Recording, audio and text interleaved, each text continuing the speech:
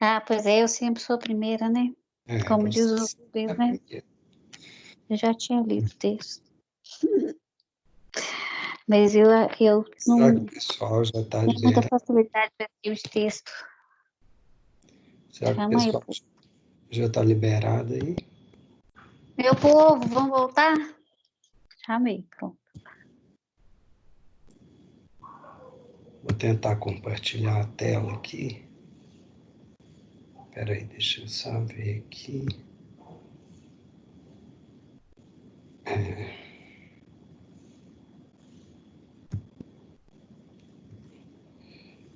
Por quê? Cheguei. Voltou, Andiara? Sei. Você está em Belo Horizonte já? Tô. Uhum.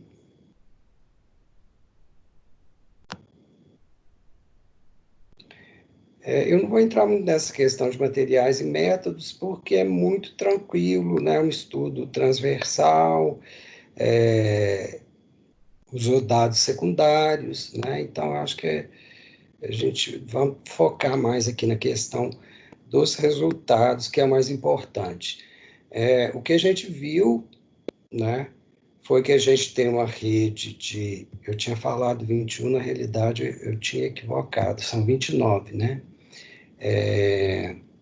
Centros de referência para tratamento das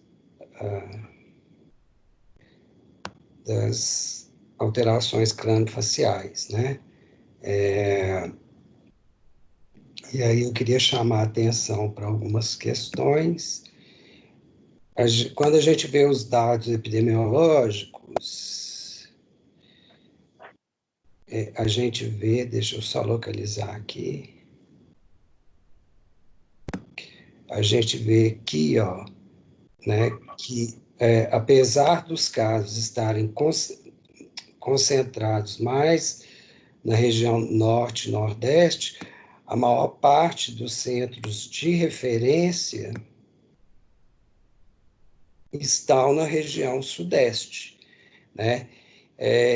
Especificamente em São Paulo, a gente tem uma grande concentração de centros de credenciados, né, pelo Ministério para tratamento das anomalias craniofaciais, né?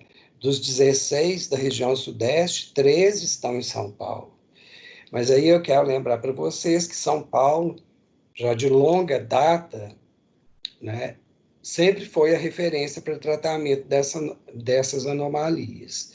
Na Faculdade de Odontologia de Bauru tinha o Centrinho, que eles chamavam de Centrinho, que durante muitos anos, né, foi a única referência no país para tratamento dessas alterações, né? Então, essa tradição, né, de São Paulo, ela possibilitou que, né, se formassem mais equipes qualificadas dentro do Estado, né, para poder fazer esse atendimento, né? Vocês estão vendo a tela, gente? Sim, estamos. Sim, sim. Sim, professor. Tá, beleza. Então, Mas a o gente grande vê... dessas dificuldades, né, professor, é a falta de especialistas, né, de todo o corpo clínico que necessita para o tratamento do fissurado. Por isso, muitas vezes, eles abortam os projetos porque não tem equipe toda, né? Você conseguir se credenciar junto ao Ministério é muito complicado, porque você tem que ter uma equipe, a equipe é muito grande, você tem que ter cirurgião plástico, né? Ah, são várias cirurgias que o paciente faz até a idade adulta. Então, você tem uma demanda de cirurgia plástica muito alta, né? E é uma equipe altamente qualificada. Você vê lá que eles fazem cirurgia em bebê de 3 meses, né? Então, você tem que ter gente muito qualificada para trabalhar com esse problema, né? A gente tem aqui também, nessa tabela, uma coisa interessante, acho que foi a Alexandra que você citou o FMG, né, Alexandra? Que lá tem um projeto também Citei. Esse projeto no FMG, na verdade, rola desde 1990 alguma coisa, porque Sim, exatamente por causa dessa dificuldade de achar todos os profissionais capacitados. Às vezes sim. tinha uma coisa, faltava outra. Aí eles sempre estavam abortando o projeto, né? É, eu trabalhei lá no projeto, o projeto é bem interessante. Agora, na UFMG, assim, as cirurgias maiores, né, elas não são feitas. Isso que eu queria Não, deixar claro. elas Geralmente são é o encaminhadas por acompanhamento. baleia, né? É, geralmente é o acompanhamento. Por quê? Porque eles têm, primeiro, aí nesse projeto, é um projeto que é feito em parceria com a fonoaudiologia, porque eles É. têm muito problema de fala, né? Uhum. Então é preciso viagem, Psicologia, né? cirurgia, tem muita cárie dentária, tá? Então, assim, ele vai tratar o que esse projeto? As lesões de cárie dentária, né? É preciso fazer ortodontia, às vezes alguma movimentação eles fazem em parceria com a ortodontia lá da faculdade, né? Mas as grandes cirurgias para fechamento, né, do palato, né, e labial, essas são feitas a nível hospitalar, que são É. cirurgias grandes, envolvem, né, um pessoal altamente qualificado, então você tem que ter anestesista, você precisa de Uhum. bloco cirúrgico, né, então não tem estrutura para fazer as cirurgias lá na UFMG, apesar da faculdade ter um bloco cirúrgico, mas não são feitas lá. São feitas lá na Baleia. A UFMG, durante muito tempo, atuou lá na Baleia e aí trabalhava diretamente com os fissurados lá. É. Mas eles desfizeram, né, o convênio e agora o que eles fazem é Voltar. atendimento na faculdade dos pacientes, né, de lá que tem demanda odontológica, né? E aí, quando a gente vê aqui, deixa eu ver qual tabela que é. Bom, então a gente já viu aqui que a grande concentração dos centros de referência vão ser mesmo, né, na região sudeste, especificamente São Paulo, e aí é interessante a gente ver também que a região norte tem somente um centro de referência. E Então, esse isso. referenciamento e contra-referenciamento, Marco Túlio, como é que ele se dá que às vezes as pessoas, nem todas são do SUS, né? São, por exemplo, frequentadoras das UBS, né? Unidade Básica de Saúde. Uhum, E como uhum. é que ela consegue abranger toda a população que tem esse problema? Então, você viu aqui que ele fala, né, do sistema de regulação que a gente já viu, que a professora Simone falou, né? É, Então, o bebê nasceu com anomalia, né, e é uma coisa congênita, então foi detectado que ele é um fissurado, automaticamente o hospital já vai lá no sistema de regulação e vai colocar o nome dele lá na fila. pois é, mas isso independente da rede particular ou da pública? Independente da rede que for, tá? Ah, Ele tá. pode entrar no sistema, pode acessar e fazer o encaminhamento. Normalmente, hoje em dia, a gente tem até algumas ONGs que fazem atendimento, mas normalmente isso vai para o SUS mesmo. O hospital vai providenciar, né, vai dar um encaminhamento, e aí ele vai procurar, tá? O tratamento fora do domicílio, né? Se as prefeituras normalmente têm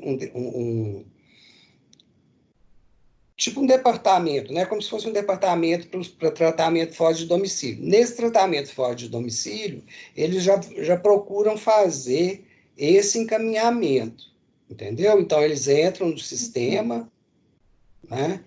Vão acessar o sistema e vão fazer um encaminhamento, tá? Entendi. Aí né? Tem uma fila, claro, Uhum. e eles vão selecionar o local mais próximo à residência. Qual que é o centro de referência mais próximo daquele Ah, tá. usuário, Aí a tá? pessoa procura e aí dá início ao tratamento. Dá início ao tratamento. E esse Entendi. tratamento, ele tem que acontecer Muito caro. precocemente, porque a questão do alimento, a grande complicação, o que que é?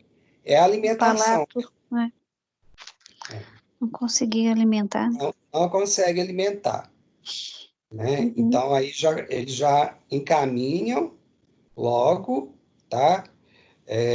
Ou dão o encaminhamento, a pessoa vai procurar e já vai tomar providências, né? Uhum. Hoje em dia tem também essas ONGs, tá? Tem uma ONG que chama Smiles, que ela tem tipo um caminhão, como se fosse uma unidade, né, móvel, um bloco cirúrgico móvel, que vai correndo estados e fazendo esses atendimentos. Então, hoje em dia, além dos centros de referência, que são do SUS, tá? Às vezes consegue também fazer pela ONG, a ONG chama Smile, Smile de sorriso, né, em inglês. Então, você consegue fazer um encaminhamento. E a gente vê aqui também nessa tabela, que é a tabela 2, né, aqui, que não, muitas vezes você precisa também, além da cirurgia, você precisa fazer implante, né? Um implante dentário. Por quê? Porque se o palato não fundiu ali, não formou o germe dentário, então você vai ter a genesia de algum elemento dentário, né? Então a gente pode ver, ó, que não são todos os centros de referência que vão fazer esse implante dentário também, né? Então, no momento que faz o encaminhamento lá, né, tem que considerar isso. Às vezes a pessoa vai fazer, por exemplo, a cirurgia, toda a parte cirúrgica num centro de referência, e depois, caso ela precise de fazer um implante, ela pode ser referenciada novamente para um outro centro, né? Aqui também, esses mesmos centros, lembrando que eles são referências, né, em tratamento de anomalias crâniofaciais. Então, aqui também tem alguns deles que fazem implante coclear. Você sabe o que é o implante coclear? Do ouvido, né, professor? Ouvido médio. Isso. É um dispositivo eletrônico, né, para aquelas pessoas que nascem com alguma alteração e sem audição mesmo, né? Então, alguns deles fazem também o implante coclear, tá? Então, a gente vê aqui, né, o total são 29, sendo que alguns vão tratar basicamente só fissura lábio-palatal, porque é a alteração crânio-facial mais comum que tem. É a mais prevalente que tem é a fissura labial e palatina, né? Então, você não precisa também ter tantos centros de referência.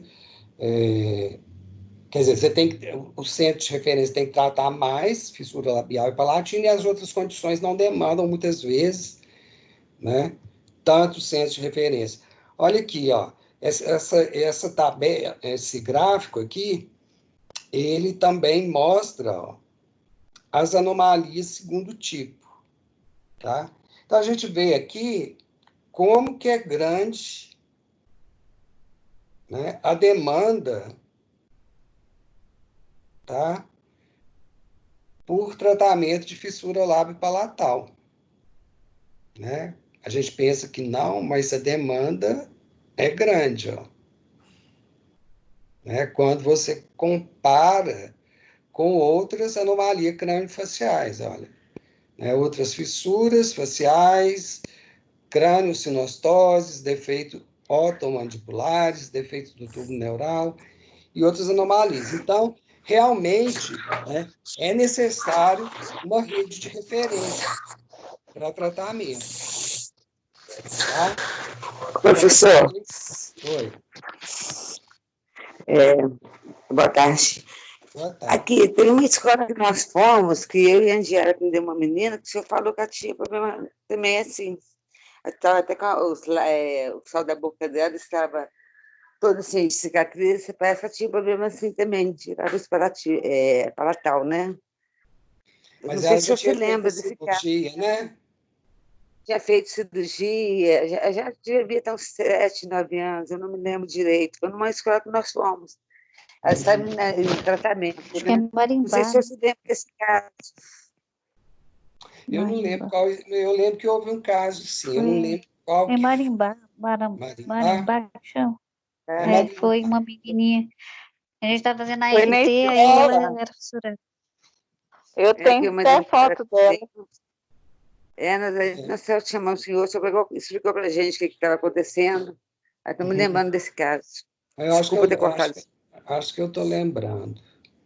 Acho Está que eu estou lembrando, lembrando. né? Não, tá É, certo.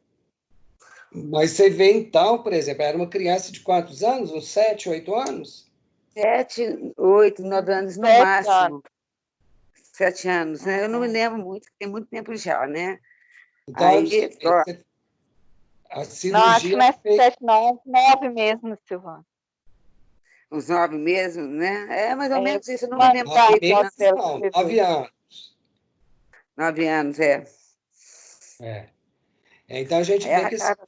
a cirurgia é feita bem precocemente, né? Então, logo Uhum. quando nasce, se for um hospital da rede SUS, né, eles já fazem a inserção no sistema logo, ou se não for, né, eles vão dar o encaminhamento para que a família procure e faça a inserção lá no sistema de regulação, caso, né, por exemplo, as crianças que nascem em Belo Horizonte, a gente já tem aqui o Hospital da Baleia, né, mas também é referenciado, mas está mais tranquilo.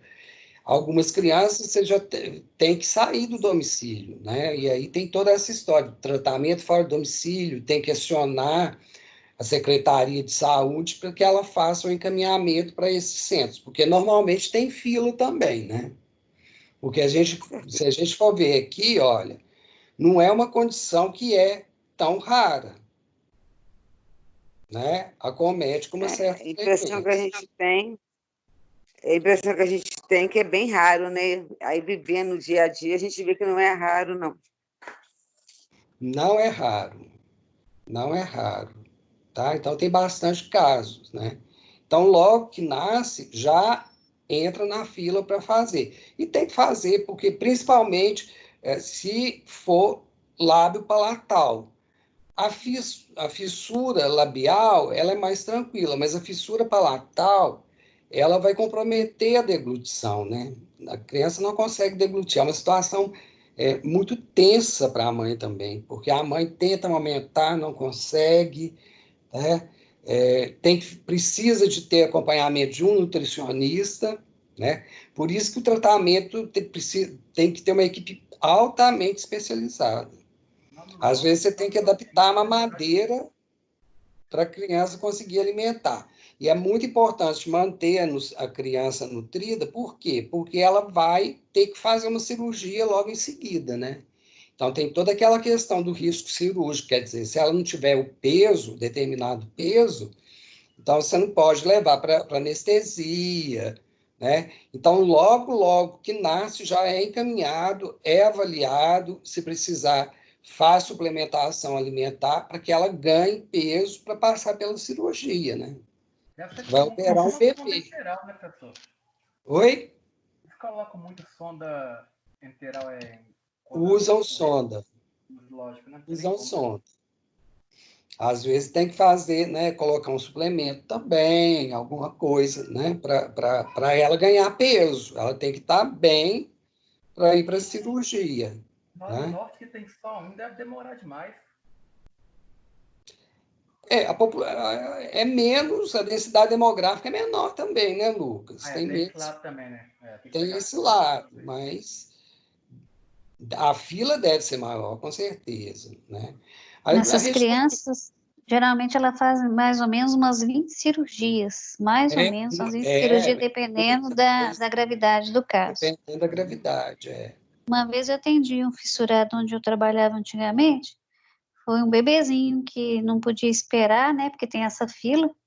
Aí a gente teve que fazer o molde do palato dela e mandar confeccionar uma Resolturador plaquinha de silicone. palatino. É, foi bem assim, é triste de se ver, porque exatamente o que o senhor está falando, essa questão da mãe, né? E todo aquele, na verdade, um desconhecimento a respeito do caso, né? Como é que vai se tratar, né? É, Aos que não chegam a tempo para ter acompanhamento. Mas deu tudo certo, mandou fazer e a criança seguiu o caminho dela, que tem que ser percorrer de cirurgias é. e as outras disciplinas. Às vezes, em determinados casos, o obturador palatino, ele é muito usado também em paciente que tem câncer de boca e perde parte da estrutura, né? É como se fosse uma Um palato prótese falso, parcial, né? é, Que fica lá no palato só para a pessoa poder conseguir alimentar. amamentar, isso, no caso, a criança era amamentar. É, A mãe fica muito ansiosa, né? A mãe Fica, fica. traz um quadro de transtorno, né? Na verdade, eu senti que as pessoas ficam bem transtornadas. Eu acompanhei os fissurados, eu acho que eles todos ficam muito assim, nossa, será que um dia vai ficar bem e tal? E muitas vezes o que eu reparei é que geralmente as pessoas que têm mais condições financeiras, mesmo tratando pelo SUS, elas fazem paralelo, né, ao particular, elas têm mais sucesso do que apenas pelo SUS. É. Mas eu já vi alguns casos feitos pelo SUS muito bom. Depende muito do cirurgião plástico também, né? Quando você tem um bom cirurgião plástico na equipe, às vezes não fica cicatriz Não, não é só a praticamente toda. cirurgia, né? É questão de todas as disciplinas, né, Marco Túlio? Mas, assim, os fissurados, eles já sabem que eles têm que percorrer um grande caminho, né? E Sim, ter tolerância e paciência, porque vai ali de 0 anos aos 20 anos, às vezes, para é, conseguir fazer todo o tratamento. é bem demorado, né? Então tem que ter compromisso também, né? Tem que ter compromisso, tem que fazer a fono, né? E aí uma coisa difícil, inclusive, é pela questão da adesão, né? Criança, às vezes, assim, não tem paciência para fazer os exercícios de fono, é mais rebelde, né? Quer brincar, não quer, não se preocupa com isso. E uma coisa também que eles sofrem muito com a questão do bullying, né? Com Dependendo do certeza. caso. Tem casos que, assim, tem casos que são muito grandes, principalmente quando é bilateral, né? Bilateral é bem mais difícil, unilateral é mais tranquilo. A fissura labial, ela é relativamente tranquila, né? A E a fissura primeira labial, que trata é a labial. Você trata primeiro a labial para depois tratar o palato, né? Então, ela é relativamente tranquila. é Agora, a palatina, dependendo do caso, o tratamento é difícil, é extenso. extenso, demorado. Então, Depende da colaboração do paciente, dos pais, né? Na verdade, de onde que a criança está inserida, ela tem que passar por um processo de adaptação, na verdade, porque fica bem deformado, né? fica, fica. Para a mãe também é um choque muito grande, né? Porque a mulher fica ali, né, 9 meses esperando para abraçar o bebê, né? Aí, quando vê o bebê, porque esteticamente é muito feio, né? É Esteticamente não feio é e agradável, chocante, né, Marcos?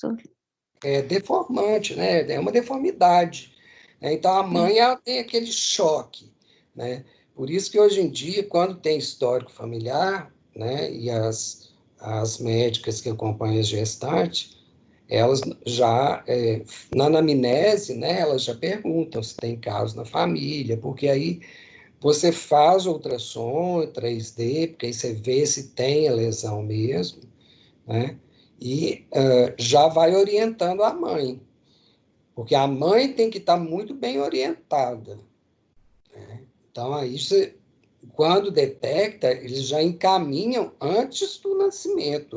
Ela já começa a ser acompanhada, ter um preparo psicológico, né, para receber essa criança, porque é um pouco chocante, né? A mãe está ali tranquila e tal, e aí, de repente, né, se dá com essa criança com essa deformidade, né? Uhum. Então, a gente vê aqui a distribuição, né, dos centros de atendimento, né, das anomalias craniofaciais. Então, a gente vê que dos 29, 22 vão trabalhar com odontologia, ó, 95,7%, e tem que trabalhar, até porque o que a gente viu lá é que a alteração mais comum mesmo vão ser, né, essas alterações do tipo fissura labiais e lábio-palatais, né? Também esses centros, eles trabalham com a cirurgia bucomaxilofacial, e aí entram as maloclusões, né, tipo oclusão em classe 3, enfim, também eles prestam esse atendimento, né, de bucomaxilo. E aqui o que a gente vê é uma grande concentração de oferta no Sudeste também, né?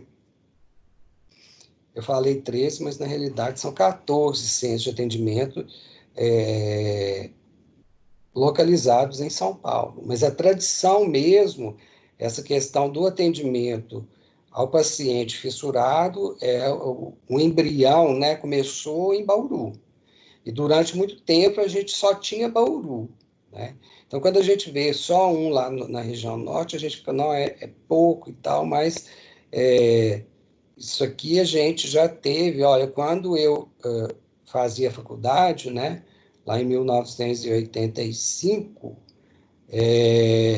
a gente só tinha Bauru, né? Esse estudo ele é de 2011, quer dizer, 85, 15, em 25 anos, né? Às vezes a gente fica muito ansioso, achando que as coisas não andam, mas a gente vê que teve um avanço, né? De 1 passamos para 29. 29 centros, está escrito aqui. Oi? Atualmente, né? Atualmente são 29 centros. Atualmente 29. Então, a gente, em 25 anos, a gente cresceu, né? Foi mais de um centro que foi criado por ano, né? Que eu me lembro muito bem, assim, dessa... na faculdade mesmo, né? De ter visto alguns casos e de ter acompanhado, né? Que foram encaminhados para Bauru.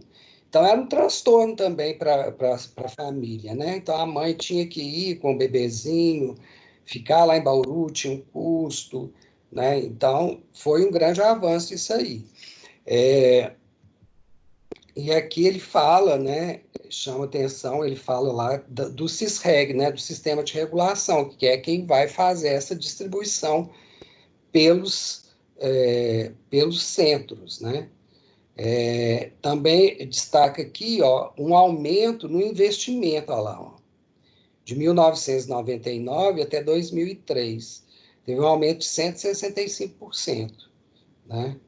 Então, tem um processo para o hospital, né, fazer esse atendimento, tem um processo, tá? Ele vai se credenciar como um hospital de alta complexidade, né? Então, tem todo um processo que é apresentado ao SUS, uma série de exigências, ele faz o convênio, e aí ele passa a receber, né, esses pacientes via sistema de regulação, né? É um trabalho maravilhoso, né? O resultado é muito bom. Depois, quando tem casos que ficam assim, perfeitos, né? Então, aí a gente vê, mais uma vez, a importância, né, dessa Central Nacional de Regulação, né? Sistema Nacional de Regulação para Alta Complexidade, porque é ele que vai ver qual que é o melhor local, vai, né, coordenar essa fila, garantindo que, né, uma pessoa não sobrepasse a outra em função de ter maior conhecimento ou de ter mais dinheiro, né? Então, é uma forma de você promover equidade também, né, na distribuição aí dos recursos de saúde, né? E Lá no Espírito Santo, aquela moça falou assim que eles ainda mandam para o Centrinho, né, Martudo? Sim, Ela ainda vai para o comentou na Centrinho, é bem entrevista. lembrado. Ainda vai para lá, eles não têm, né? Não Então, tem ainda não. se a gente vê, a gente está numa situação, assim, relativamente confortável, né? O Espírito Santo não é tão pequeno é assim, né? Já poderia ter um centro de referência a esse respeito, né? E é um estado que está na região sudeste, que é a região mais desenvolvida, né? Poderia ter avançado mais, né? Mas a gente está bem tranquilo. Bauru atendia bem, mas você imagina uma mãe sair com um bebezinho lá do Pará para ir lá para Bauru, né? E é o que a gente falou, é um tratamento muito demorado, envolve várias cirurgias, né? Então tem o custo disso, né? O desgaste mesmo da mãe, né? Transportar esse bebê de tão distante. Então, eu acho que a gente pode considerar que a gente avançou muito nessa área aí, né? Claro que sempre a gente tem que querer crescer mais, avançar mais, mas também não ficamos parados, né? Então, tivemos um crescimento bom aí nesse período, né? E aí, é o que eu estou falando, né? A gente teve avanços aí nesse período, né? Precisa avançar mais, né? Ampliou, né, o acesso da população, né? Tem o sistema de regulação que ordena isso hoje, né? Então, distribui e faz o encaminhamento e já dá o retorno, né, lá para a unidade que referenciou. Então, está bem mais controlado, né? Mas é interessante, né, a gente ver também que não é uma condição rara, né? A gente tem uma casuística significativa em relação às alterações Não faz tipo certo. lábio leporino, né? Leporino é porque eles associam a lebre, né? Porque fica aquela coisa parecendo lebre, né? Então, é uma condição que a gente se depara com uma relativa frequência. São pacientes que é muito comum ter apinhamento dentário, né? Então, o programa lá da UFMG que a Alessandra está falando, eles trabalham muito a questão da cárie dentária. Então, eles têm muitas lesões de cárie, mancha branca, né? Além, né, das questões fonoaudiológicas. O fonoaudiólogo é fundamental no tratamento do fissurado. Não tem como você fazer tratamento de fissurado se você não tiver acompanhamento fonoaudiológico, você não vai ter sucesso. E a ortodontia, né, por causa dos apinhamentos dentários, os dentes, né, que às vezes não se formam, Eles e nascem hoje fora de posição, né? nascem fora de posição, e hoje em dia a gente tem também um implante, né, que também vai ser feito lá no final do tratamento, né? Não Sim. pode ser feito na criança, vai ser feito depois que fez todas as cirurgias, que completou ali a formação toda do palato, Palato né? duro. Tem que aguardar para fazer. Por isso que é um tratamento demorado, né? Não é uma coisa que se resolve tão rápido. Se for levar em consideração que as crianças que nascem normais hoje, eles não têm uma orientação boa de higienização bucal, para esse caso especificamente, a mãe logo quando nasce, ela não sabe nem como agir, né? Porque a fenda ela é grande, né? Ali dentro. Tem comunicação entre nariz, boca, comunica tudo. Se ele alimentar pela boca, sai pelo nariz. Né? Então, essa comunicação, ela fica com medo. Palatal, né? Se for só de lábio, é o que eu falei, é mais tranquilo. Mas quando envolve palato, é bem mais complicado. Aí ela fica com medo de fazer essa higienização também. E ela precisa de... né? Às vezes tem que entrar com a sonda, como o Lucas falou. Né? A alimentação dele inicial deve ser por sonda, né, professor? Hoje em dia, a terapia ocupacional trabalha junto também.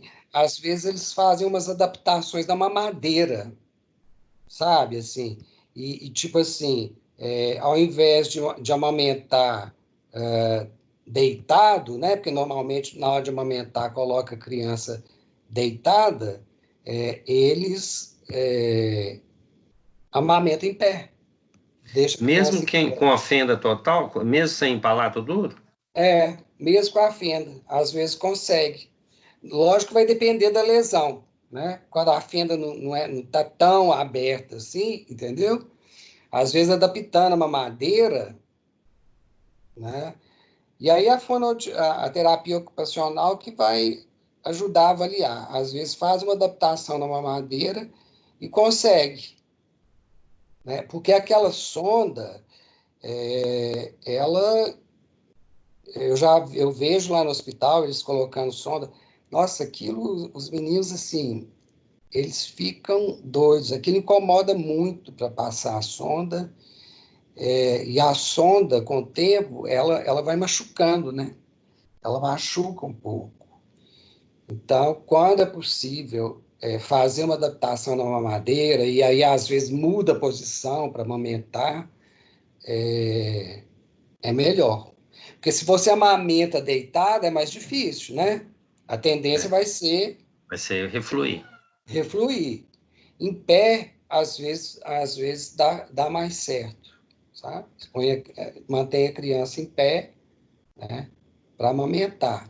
É mais difícil para a mãe, mas para a criança é melhor do que ficar com a sonda. A sonda incomoda muito, e passar a sonda é uma coisa muito incômoda, né? Eu já vi lá no hospital eles passando sonda em criança, eles choram muito, é bem incômodo. Por mais cuidado que tenha, né, acaba machucando um pouco.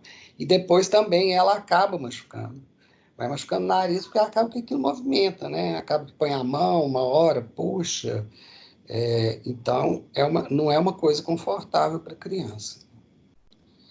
Mas, Acaba chamando mais atenção para a estética também, porque a sonda ela fica pendurada, ela fica fixada do lado externo do nariz. sim, sim. A sonda fica do lado externo, fica presa, né? Eles prendem ela com esparadrapo mesmo, né?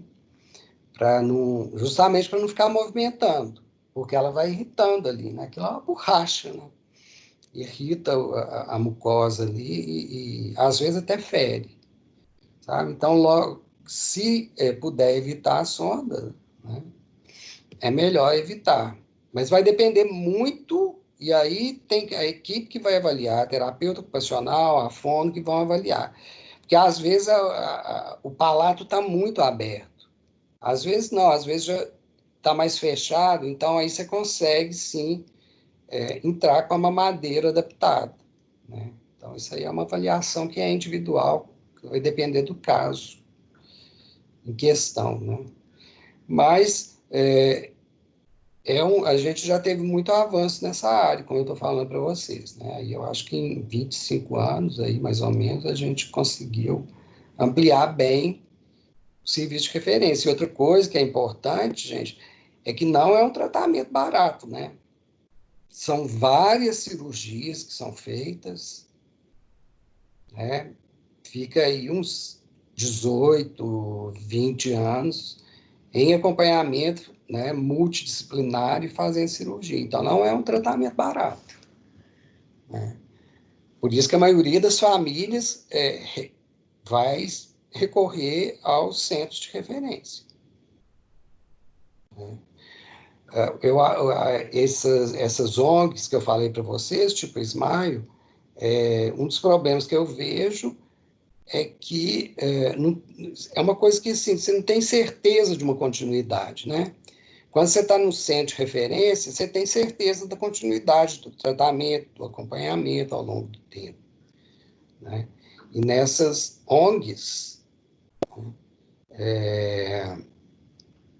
não, às vezes, não, né, falta recurso, alguma coisa assim, mas claro que é uma alternativa de tratamento também. Às vezes é mais rápido, né?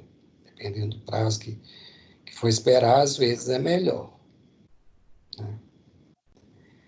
Que também isso também foi uma conquista, porque não tinha, né? Então foi mais uma opção, foi mais uma conquista para a população, essas organizações não governamentais que fazem esse atendimento, né?